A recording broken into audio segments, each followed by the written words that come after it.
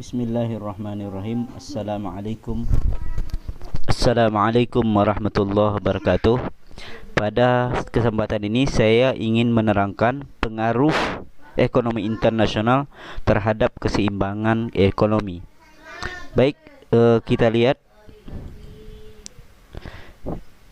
yang pertama, pengaruh aspek internasional terhadap pendapatan nasional. Kali ini kita tinjau dari supply and demand terlebih dulu.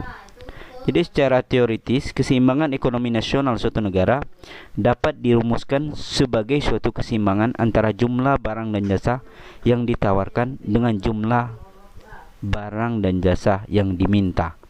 Jadi, begitu sebuah negara banyak menawarkan barang dan jasa, artinya negara tersebut adalah sebagai negara pengekspor. Tetapi, ketika suatu negara lebih banyak melakukan permintaan terhadap barang dan jasa, artinya negara tersebut adalah negara pengimpor. Dalam hal ini tentu kalau kita menjadi negara pengimpor, maka dibutuhkan banyak devisa, dan disitulah nanti terjadi hubungan antara supply and demand terhadap fluktuasi mata uang asing. Ketika misalnya permintaan kita banyak karena sistem pembayaran internasional menggunakan dolar, artinya permintaan terhadap dolar itu banyak. Ketika permintaan terhadap dolar banyak, maka yang terjadi adalah rupiah akan melemah. Makanya kalau negara ingin kuat, maka otomatis supply-nya harus banyak, dan dia harus menjadi negara pengekspor, bukan negara pengimpor.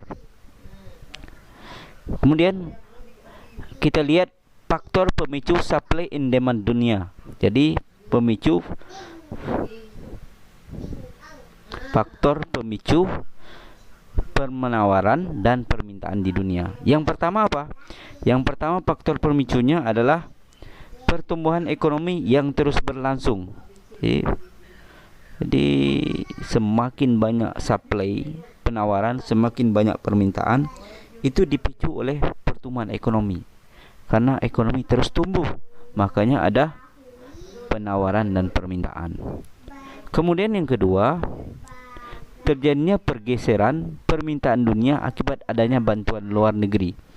Jadi semakin banyak permintaan dunia, sehingga akan menciptakan bantuan di luar negeri. Kemudian yang ketiga, pembayaran rampasan perang. Kita tahu bahwa seseorang perang itu membutuhkan banyak supply, membutuhkan banyak demand, permintaan, dan ini menjadi faktor pemicu banyaknya supply. Contohnya misalnya Suriah yang selalu terus perang dan dia tidak dapat memproduksi, sehingga membutuhkan banyak permintaan akan barang pangan, permintaan akan senjata dan lain-lain, dan ini menciptakan ekonomi internasional. Kemudian adanya transfer pendapatan. Transfer pendapatan ini yakni tentunya lewat negara-negara yang mempunyai penghasilan yang besar kepada negara-negara miskin. Misalnya negara miskin ini banyak di kawasan Afrika, dan transfer ini banyak dilakukan kawasan Afrika ini lewat bantuan internasional. Kemudian penetapan tarif cukai yang melakukan ekspor impor. Jadi tarif pajak ya. Jadi kita lihat bahwa kebijakan bea cukai ini sangat menentukan permintaan dunia ya. Ketika misalnya pajak negara ini besar, maka tentunya permintaan akan kecil ya. Ketika pajaknya kecil, maka permintaan akan besar. Kenapa demikian? Karena ketika pajak bea masuk itu tinggi, maka harga barang yang ditawarkan juga tinggi, sehingga daya beli lemah. Rakyat misalnya ketika bea masuk tinggi, beras impor dari Thailand itu tentu akan sulit masuk. Kenapa?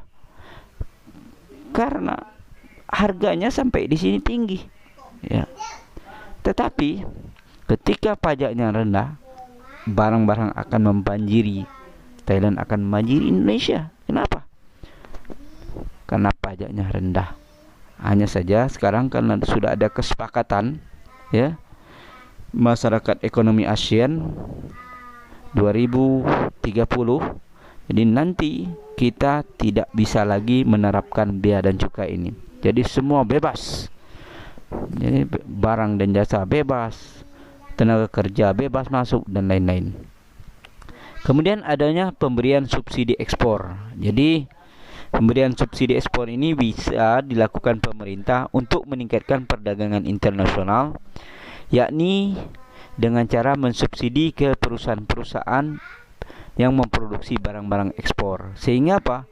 Harga barang ekspor itu menjadi rendah. Ketika harga barang ekspor rendah, maka tentunya ekspornya akan meningkat karena harganya rendah. Permintaan terhadap barang dengan harga rendah akan mudah. Tapi negara kita sepertinya belum melakukan subsidi ekspor, ya.